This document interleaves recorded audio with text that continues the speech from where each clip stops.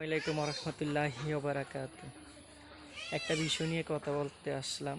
যদি সময় থাকে কথাগুলো শুনে যাবেন, আশা করি শুনবেন।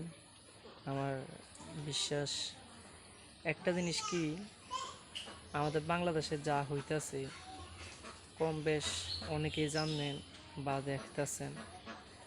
আমার খুব খারাপ লাগে যখন দেশ স্বাধীন করার পরও এখন ছাত্র ভাইরা নতুন করে, আমার মনে হইতেছে নতুন করে দেশ স্বাধীন করা লাগবে। কেন ভাই? এদেরকে মেরে কি লাভ হবে ভাই?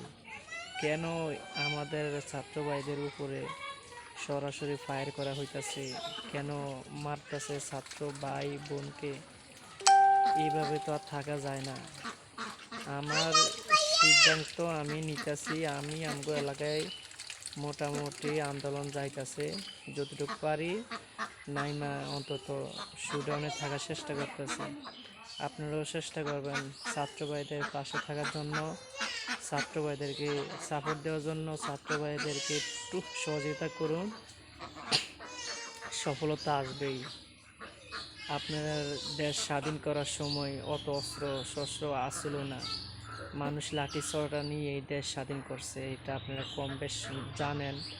তো আমরা কেন পারবো না? আমাদের হাতে এখন অনেক কিছুই আছে।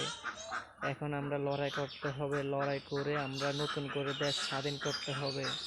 এইভাবে বসে থাকলে হবে না। তাই সবাইকে আমি একটা কথাই বলতে চাই, এভাবে তো আর চলতে দেওয়া যায় না।